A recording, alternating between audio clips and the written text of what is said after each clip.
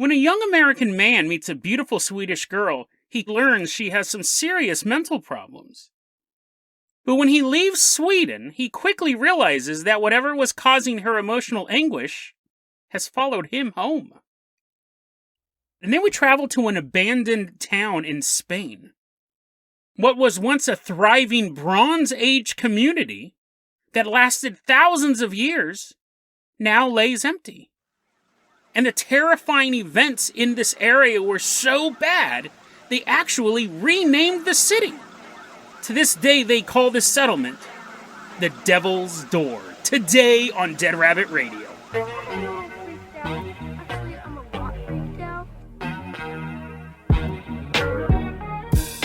Hey everyone, welcome back to another episode of Dead Rabbit Radio. I'm your host, Jason Carpenter. I'm having a great day. I hope you guys are having a great day too. Hope you guys had a great week, and I actually did get tested for COVID, and I didn't have it. So I know we talked about that on the last episode, but I'm doing good. I'm still actually sick. Whatever it is, I still have the flu or something like that, but it's not COVID, and I know a lot of you guys were worried, and I appreciate all the worry. I appreciate all the emotional energy you expended on me. Speaking of spending, but this is money spending, let's go ahead and introduce our newest Patreon supporter walking into Dead Rabbit Command right now. Give it up for Max Sinclair. Everyone give a big round of applause for Max Sinclair. Give him a big old hug. Max, you're going to be our captain, our pilot this episode. If you guys can't support the Patreon, I totally get it. Just help spread the word about the show. Help grow the show. Really, really helps out a lot. Tell your friends, tell your family. Help the show grow. Really appreciate that as well. Max, I'm going to go ahead and toss you the keys to the Jason Jalopy we're going to leave behind Dead Rabbit Command. We are headed all the way out to Sweden. The reason why we're in Sweden is that there is this guy. We don't have his name. He didn't give us his real name. And you'll understand as the story progresses, you're like, I wouldn't want people to know I was involved in this either. But there's this American dude. We're going to call him Jesse. So Jesse travels to Sweden for the summer. He's like, see you later, Chicago. I'm coming to like snowy mountains and Donald Duck cartoons as far as the eye can see. And so he's walking around Sweden. He's like waving at people. They're like, who is that weird? Who's that weird? Hey, everyone. Hi, I'm from America. So Jesse is an American man. He's 20 years old. And it's time for him to kind of break out, kind of start like living life as an adult. 20 is still really young, but he's going to go and he's going to do the whole thing where he's kind of traveling and meeting people and expanding his horizons. It's always good to do that. So he ends up in Sweden. He's just going to be there for the summer. And while he's in Sweden, he meets this beautiful young woman. Now, he's never had a girlfriend before, which is going to complicate things because as you get older and you've dated a lot of people, you're really good at observing things, and you go, okay, those things that I don't like, but I can deal with them, and those things are deal breakers, but I can deal with them, but this is why she's going to break up with me, and you can kind of see all these things. And you can also tell really early on, because you have a lot of experience, the crazy ones, things they say and things they do, so you bail really quick, right, because there is way more fish in the sea, right? You cut your losses. But when you're 20 years old, when I wasn't 20 years old as well, you don't have that instinct. So you will just go, oh, maybe all girls are like this. Maybe all girls are mildly psychotic. Jesse meets this girl, we'll call her Amanda. She's this Swedish girl. And one thing he picks up on pretty quickly is she's really cool, she's awesome to hang out with, she's hot, but she has a lot of emotional issues, which again, that's common, it's part of being human, but her emotional issues require her to take medication to regulate her moods. Because the times where he saw her not take her medication, they're like watching a movie and he's like, honey, this movie's kind of long. Should you go and take your medicine now? She's like, nah, I'm on the edge of my seat. And then what would happen if she's not taking her medication? She would become extremely violent. So I don't know if it was like she took a pill a day or a pill a week, or she's taking like 3 pills an hour, but it was enough that he could tell that when she didn't take it, she would explode, have these violent reactions. Anyways, he stays with her, his first girlfriend, he stays with her. When they're sleeping together, he notices that at night she would go, and she would like roll around in the bed. He would just be kind of like laying there next to her. He's like, dude, I gotta go to work tomorrow. I got a job in Sweden for some reason on my summer vacation. She's making these noises. And he said she looked like she was tormented.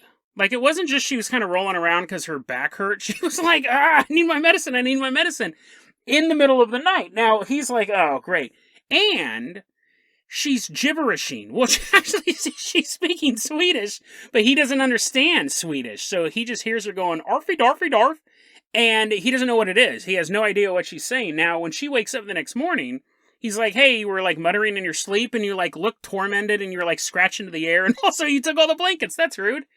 And she'd be like, I don't remember that. Like, I do remember taking all the blankets. I remember being extra warm, but I don't know what I was saying.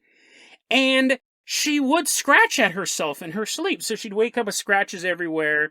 She sounded angry in her sleep and all this stuff. Now, he goes, in general, she just seemed haunted. Like, despite all the medication she has to take to regulate her moods, despite the fact that she's scratching herself in the sleep and speaking in this strange language, she just in general seemed haunted. Her eyes were she always looked tired behind her eyes. And when she wasn't scratching at herself or doing all this other crazy stuff, she was an artist. And she would draw these sexually violent paintings. And you're like, Jason, why is this guy still with her?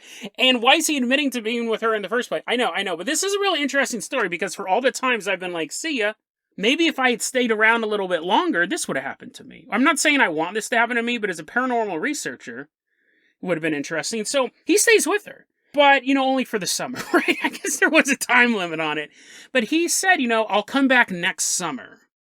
Is his first girlfriend. That's really kind of romantic, except for all of the insanity. So he flies back to America, and then it really starts. He'd be in his bed all by himself. He's like, all the blankets just for me. And right before falling asleep, he would hear a feminine voice whisper. He'd open his eyes up and he'd look around the darkness of his room, and there'd be obviously no one in there. But right before he fell asleep, he would hear these feminine whispers. And he said, I could triangulate it. Like, it wasn't like right next to my ear. It was somewhere in the room.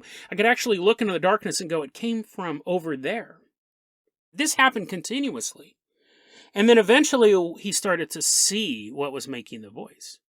He'd open his eyes and he'd see standing in the corner of his room a woman standing there. Now, I know what you're thinking. Was she hot? No, let me just jump to the gun. She was not attractive at all. She was gray, but not like a gray alien, because even gray aliens can be kind of cute. She had gray, bumpy skin, with long, wet black hair, and she would just stand there in the darkness, totally nude. She had fat limbs with fat fingers. Just imagine like a fat, stumpy woman with gray, bumpy skin and black hair. And right there, that's bad enough, right? I mean, you lost me at the gray bumps. Anything else I could probably have worked with. But then, her face. She didn't have one. Her eyes were gone. It was like just skin over where the eye sockets would be. So just gray, bumpy skin, mottled, wet hair. And then her mouth was the Pac-Man mouth. And it would just open and close. Super gross, dude. That's a really demonic looking creature. Like if you picture that, if you picture all those pieces, that's very, very disturbing. Again, like just one or two of those details would be bad enough. But it's this lumpy, gross woman with no eyeballs and a Pac-Man mouth. And we haven't even got to the gross stuff. That's just what she looked like. He would be laying there in bed, and he'd been hearing these whispers for a long time. Now he sees this gray, bumpy woman start to walk towards him. She's completely nude, and the bumps go all the way down, by the way. She's completely nude, and he would be totally paralyzed. I mean, you can chalk this up to sleep paralysis, but there's a lot of other stuff that's going on. He would be completely paralyzed, and she would walk through the darkness to him, and then she would grab his arm and use it to masturbate herself. Like she was sliding his fingers into her is how he put it.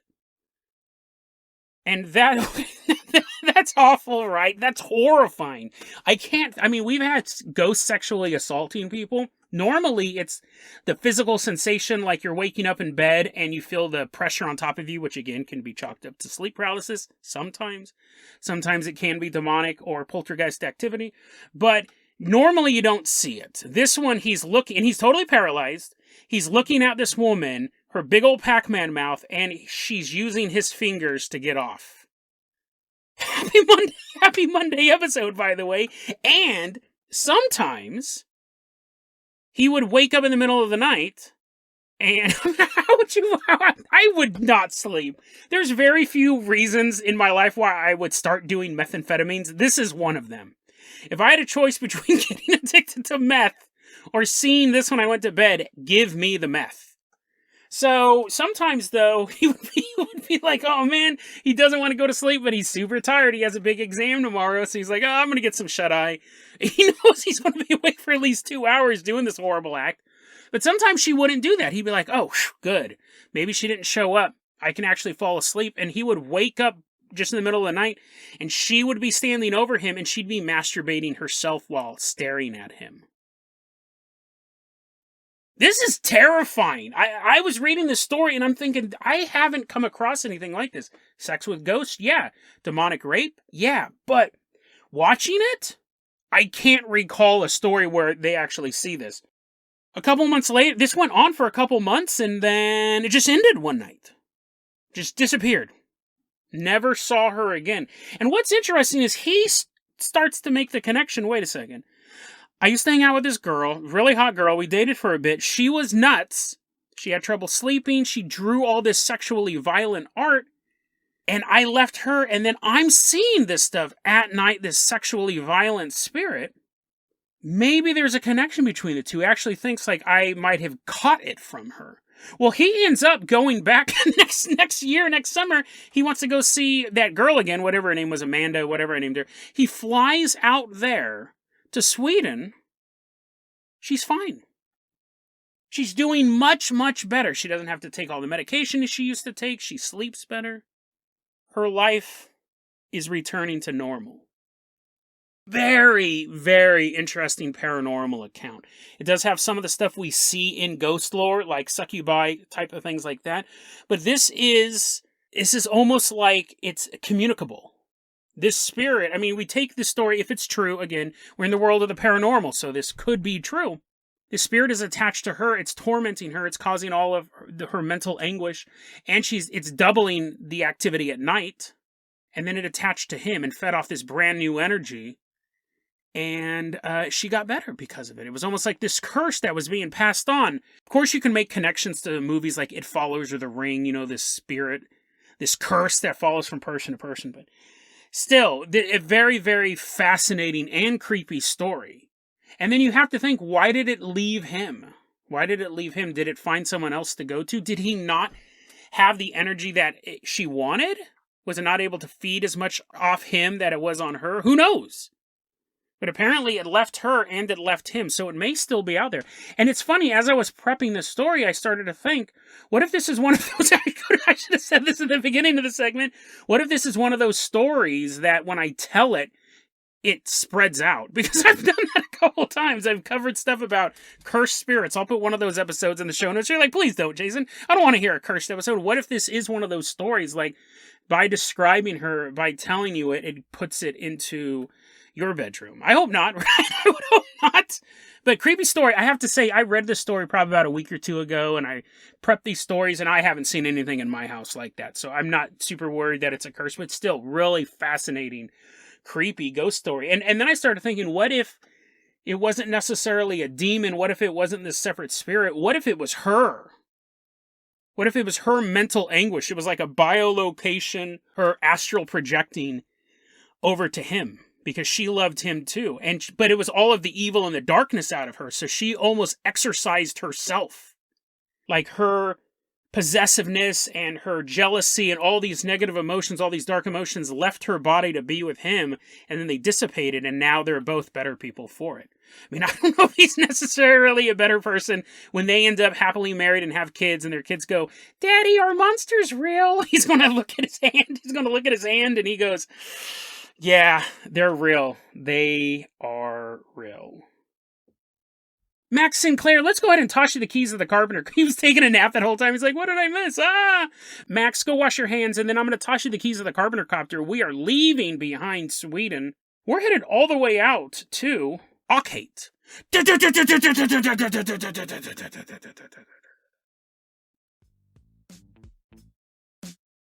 How would you like to be featured on an episode of Dead Rabbit Radio? All I need is for you to record yourself chanting, Earth first, Earth first, Earth first, and email it to deadrabbitradio@gmail.com. Send me that, and I will insert it into an episode of my choosing. It'll just be some random episode. It'll be about like haunted houses or something. No, I'm doing a remaster of my Earth First episode. I'm going to put that in the show notes, but I want everyone to record themselves chanting it. Email it to me at deadrabbitradio@gmail.com and put in the email that I have permission to use your voice. Together, we will rise up and we will defeat the Martian menace. You have until Valentine's Day, February 14th, to submit your entry. Earth First! Before we get out there, I want to do a really quick Dead Rabbit Recommends. I watched this awesome movie the other day. It's available on Hulu, so you can watch it for free.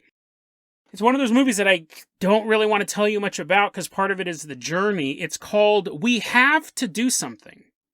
We Have to Do Something, and it's the story of a family. It's like a mom and dad, brother and a sister. There's this huge tornado, and they get locked inside this bunker. It was like this outdoor bathroom spa area that they built in their house. They run into it because it's the safest place for the tornado, and a tree falls in front of the door. The entire movie takes place in this one room. There's a couple flashbacks, but the plot is all in this one room. And if you know anything about me, I love movies. I don't know what it is. I love single location films. They are hands down to me the hardest movies to pull off. So when you can do it, phenomenal stuff. When we look at movies like Cube, when we look at movies like Resolution, when we look at these movies that only take place in one location, they can either suck or they are some of the best movies I've ever seen. Coherence, oh my god, Coherence. So, you have these movies. And this is a movie about this family trapped in this room. And the question is, was this a natural disaster or is it the end of the world? It is so interesting. I feel like anything else I say about it, because I knew nothing going in, and part of it is the mystery. The flashbacks are setting up other stuff that I never would have expected. So it's a really good, really tightly made horror movie with one of the saddest death scenes I've seen in a long time. In a really, really long time. Not like Iron Man getting poked in the brain or whatever like that. Like, this is such a mournful death scene. Like, you feel it. You feel it. I'm sorry to all you Iron Man fans out there, but it's such a dark death scene.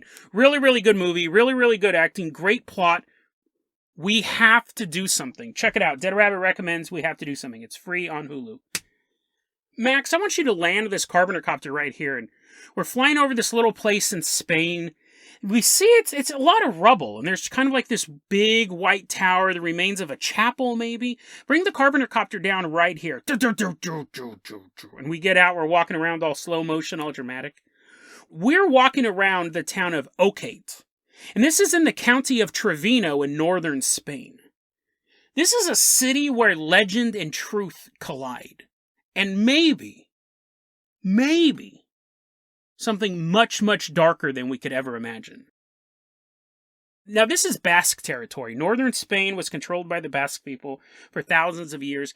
And this settlement has been around since the Bronze Age.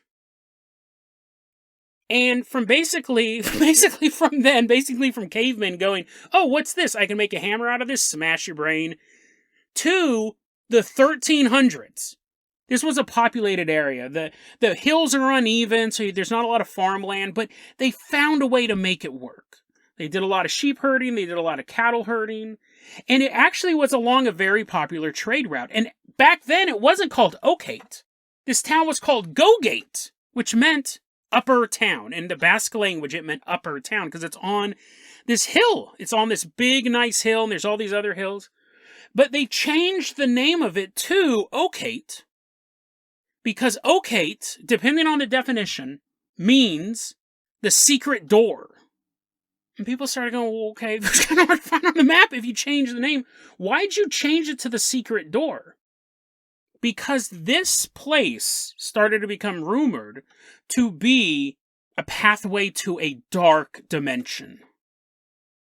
Now, this isn't something that paranormal researchers have called Ochate that some guy renamed as some sort of creepypasta. No. This is known as one of the most mysterious places all through Spain. This is a huge tourist attraction. People come out to look around at these rocks, to look at these pillars, because of the stories that this settlement is actually a portal to another dimension.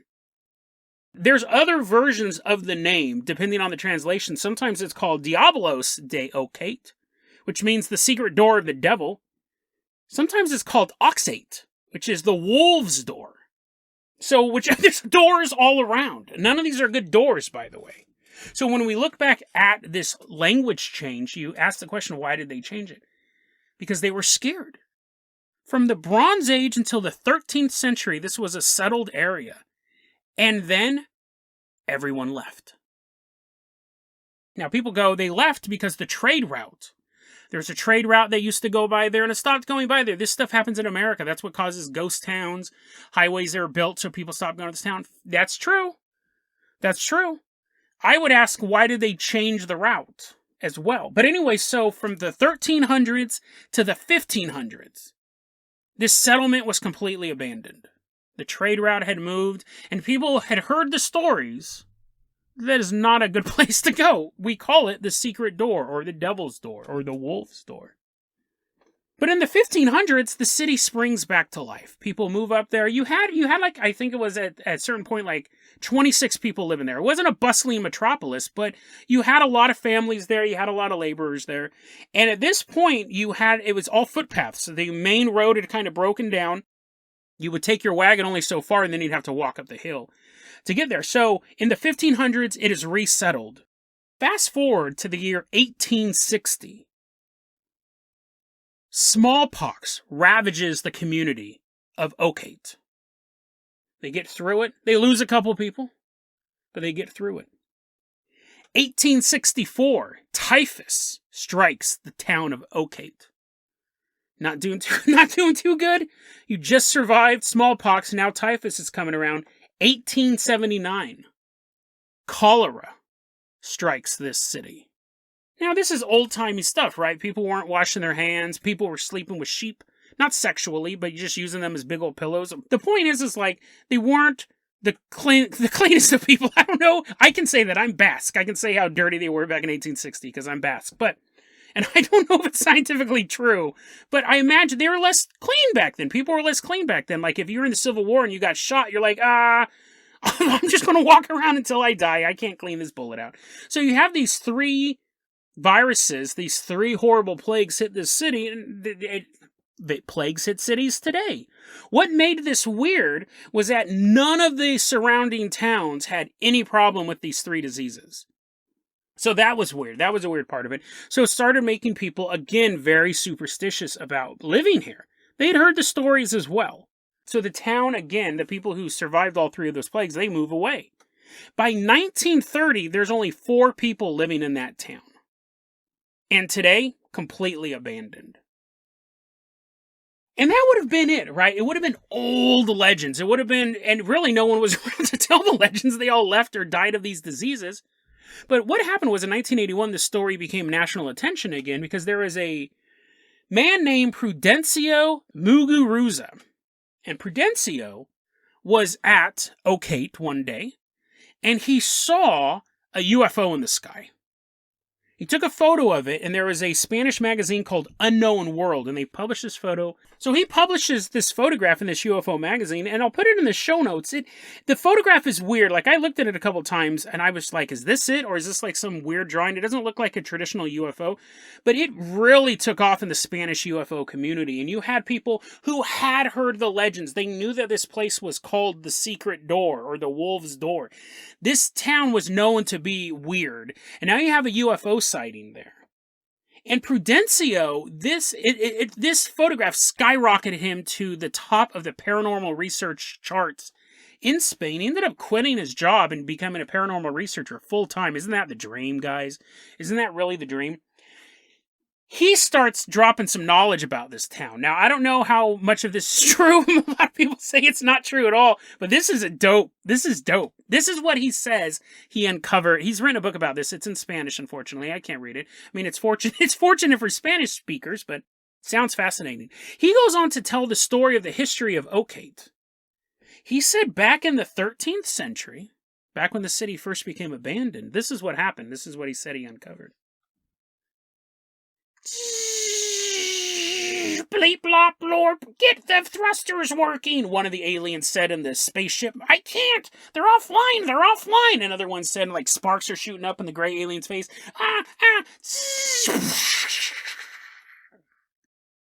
A UFO crashed into the town.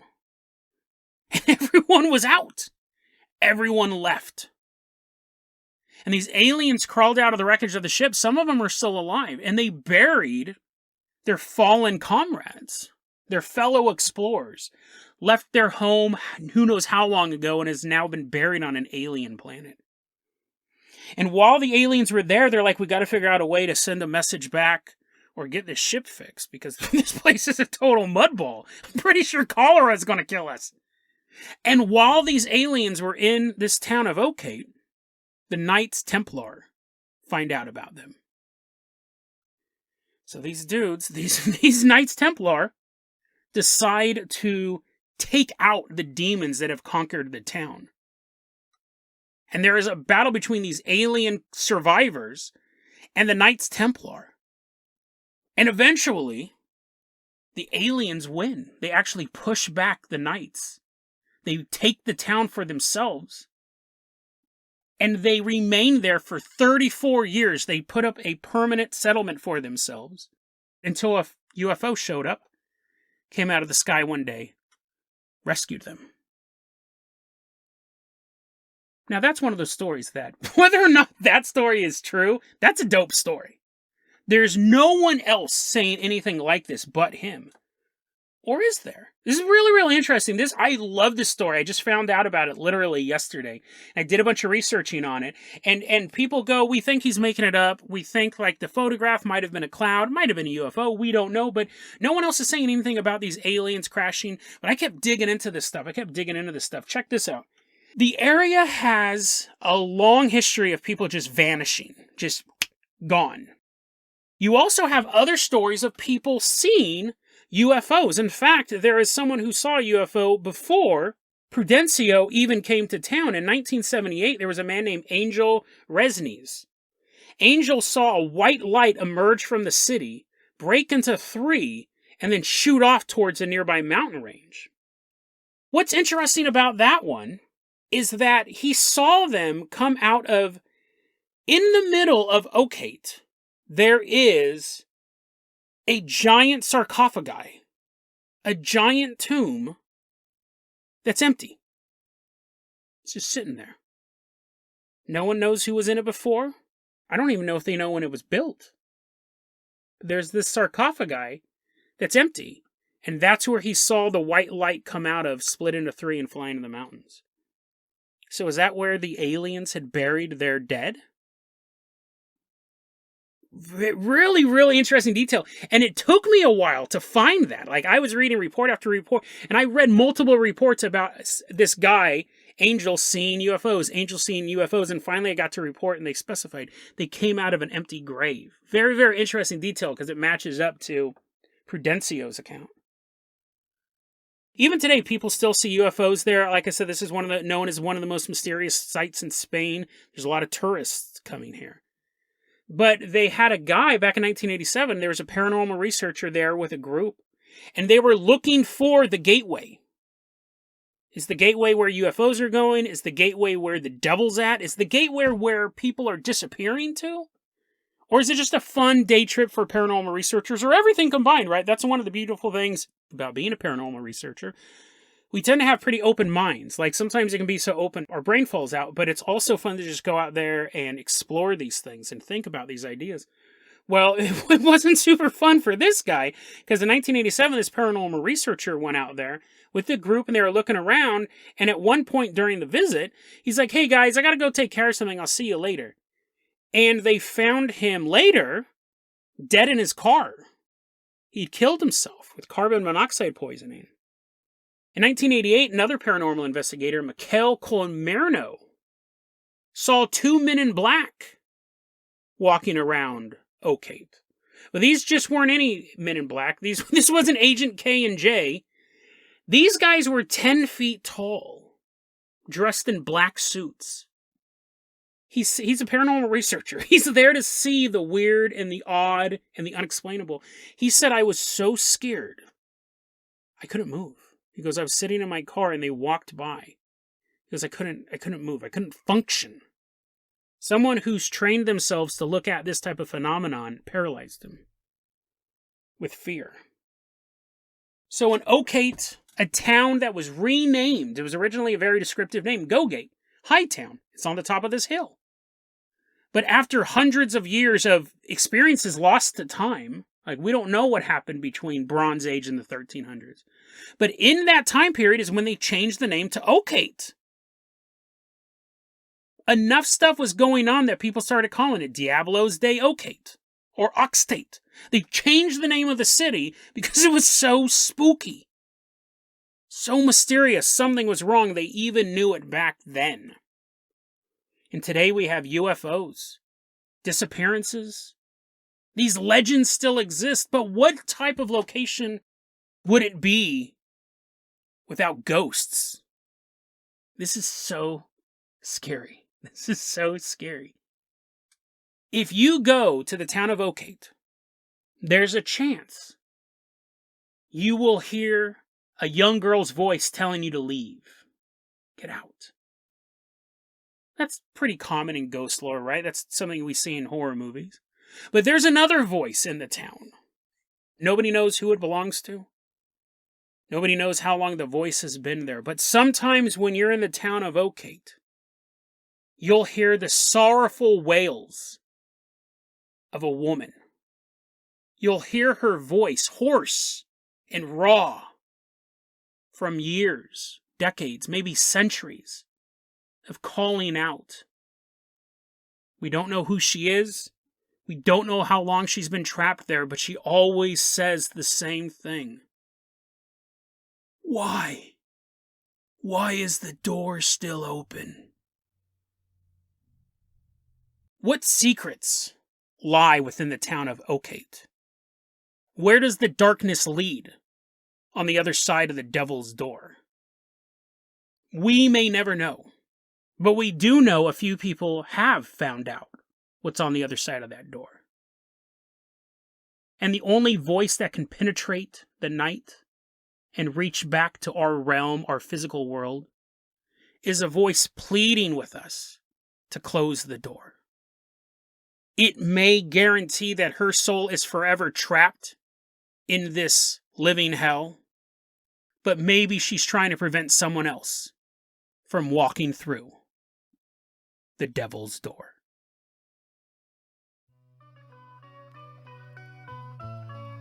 deadrabbitradio@gmail.com is going to be our email address. You can also hit us up at facebook.com/deadrabbitradio. TikTok is @deadrabbitradio. Dead Rabbit Radio is the daily paranormal conspiracy and true crime podcast. You don't have to listen to it every day, but I'm glad you listened to it today. Have a great one, guys.